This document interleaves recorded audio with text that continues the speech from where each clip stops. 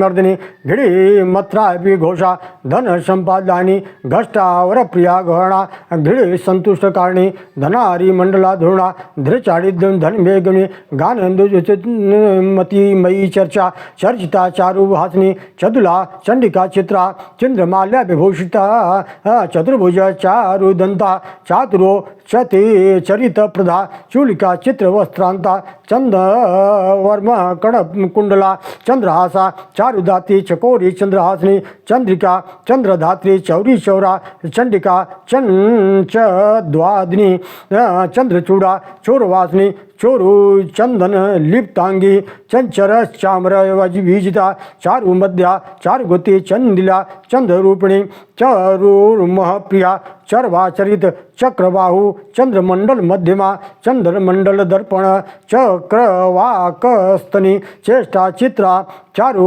विलासिनी चित्तस्वरूपा चंद्रवती चंद्रमा चंद्र चंदन प्रिया चोदत्री चोर प्रिया चातक चारु हेतकी छत्र यात्रा छत्रधरा छाया छंद परिच्छदा छाया देवी छिद्र नखा छिद्रेन्द्रिय विशरणी छंदोनुष्टुभ प्रतिष्ठाता छिद्रोद्भेदनी छेदा छत्रेश्वरी छिन्ना छुरिका छेट न प्रिया जननी जन्मरहिता जाति भेदा जगन्मयी जानवी जटिला जेत्री जरा मरण वर्जिता जम्बूदीपवती ज्वाला जयंती जलशालिनी जितेन्द्रिया जित क्रोधा जित मित्रा जगत प्रिया जात रूपमयी जीरू गिरा जानकी जगती जरा जनत्रिया तनया जट त्रयहितैषणी ज्वालामुखी जपवती ज्वरधनी जित स्फुटा जिता क्रांतामयी ज्वाला जागृति ज्वर देवता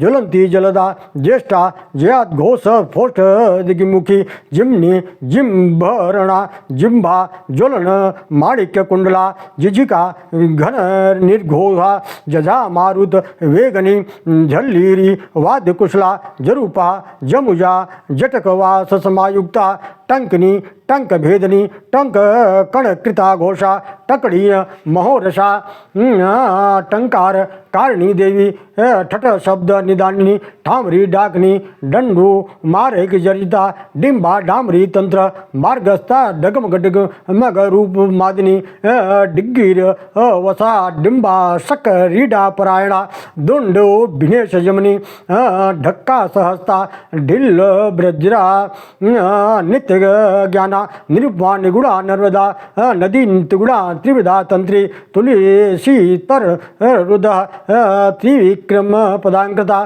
तुरीय पदगामिनी तुरणादित्य समाकाया तामसी तुहिनी तुरा चित्त त्रिकाल ज्ञान संपन्ना त्रिवेणी त्रिलोचना त्रिशक्ति त्रिपुरा तुंगा तुरंगवदना तिगिंड लगिता तीव्रा त्रिशोत्रा तामसादिनी तंत्र मंत्र विशेषज्ञ तनु मध्या त्रिविष्टिका त्रिसंध्या तिसरितोपा तंध्या ताल तपासनी तांडयज्ञा तुषारामा तुहिनाचल संवासिनी तुंजल समायुक्ता तराहार बिला प्रिया तिल मोहम प्रिया त्रिधा ताल कुसुम कांति तारा त्रियुधा तंदी त्रिसग परिवारिता तलोदरी तिलाभूषा ताटक वाहिनी त्रिविता तितरी त्रिष्टा त्रिविधा तरुण कृता तपत कांजन संकाया तप्त कंजन मूढ़ा त्रैव्यक्य मंत्रिमणा त्रिकाल ज्ञानी तर्पणा त्रिपिता त्रिपिता तामसी तद्रूप सुता तक्ष तद त्रिगुणाकारा ते विभंगी तनुलिजा थात्कारी धारवा थांता देहिना दीन वत्सला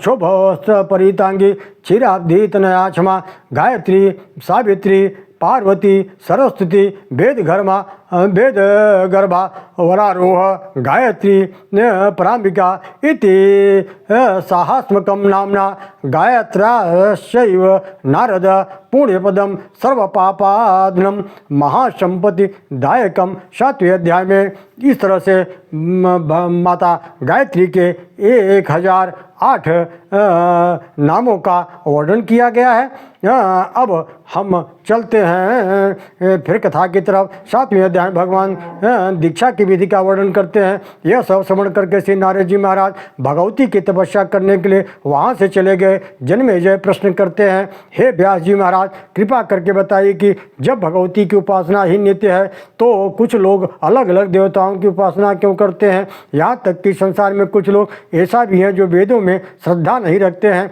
उनका क्या कारण है? कृपा करके आप भगवती का मणिद्वीप है उस उत्तम स्थान का वर्णन कीजिए। अब मणिद्वीप की कथा हो रही है। भगवान वेद व्यास जी कहते हैं, राजन मैं आपको विस्तार पूर्वक मणिद्वीप की कथा सुनाता हूँ। एक समय की बात है जब देवता दैत्यों में युद्ध हुआ। उस युद्ध में भगवती कृपा से देवताओं ने दैत्यों को परास्त कर दिया। यह वजह से देवताओं को अब अभिमान हो गया। उस समय देवताओं का अभिमान दूर करने के लिए भगवती जगदम्बा एक यक्ष के रूप में प्रकट हो गई। यक्ष को देखकर देवराज इंद्र ने अग्निदेव को यक्ष के पास भेजा और कहा कि जाकर पता लगाओ कि वह कौन है जो अग्निदेव के पास आए। यक्ष ने अग्निदेव से पूछा, तुम कौन हो? अग्निदेव कहते हैं, मैं अग्नि हूँ और संपूर्ण विश्व को जलाने में का सामर्थ्य रखता हूँ।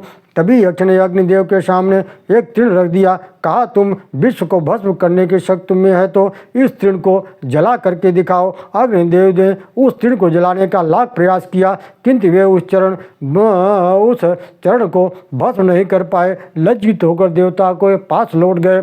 तब इंद्र राजेंद्र ने वासुदेव को भेजा कि आप जाकर पता लगाइए यह यक्ष कौन है। यक्ष ने वायु देवता से पूछा, आप कौन हैं? आप में क्या शक्ति है? वायु देवता कहते हैं, मैं वायु हूँ और यह पूरे संसार का व्यवहार मेरे ही कारण चल रहा है। मैं जो चाहूँ उसे उड़ा सकता हूँ। बड़े बड़े पहाड़ों को भी मैं अनायास ही उड़ा देता हूँ। यह सुनकर यक्ष ने कहा, सामने ये जो तृण रखा हुआ है यह आप में समर्थ है तो उड़ा कर दिखाइए, मैं मान जाऊं कि आप बहुत शक्तिशाली हैं। यक्ष के वचनों को सुनकर वायु देवता ने अपनी पूरी शक्ति लगा दी लेकिन उस तृण को उड़ा नहीं पाए और लज्जित होकर इंद्र के पास चले गए। तब सभी देवताओं ने मिलकर इंद्र से कहा, महाराज अब आप ही जाकर के पता लगाइए कि यह यक्ष कौन है, क्योंकि इसको जानने में समर्थ नहीं है। इंद्र तुरंत अत्यंत अभिमान के साथ उस यक्ष के पास पहुंच गए। देवराज इंद्र पहुंचते ही यक्ष अंतर्हित हो गया। देवराज इंद्र को लज्जा आई और उन्हें सोच में कौन सा मुख लेकर के मैं देवताओं के पास जाऊं। ऐसा विचार करके उन्होंने सोचा कि मैं आत्महत्या कर लेना ही श्रेष्ठ है। तुरंत भगवती पराशक्ति शरण में चले गए।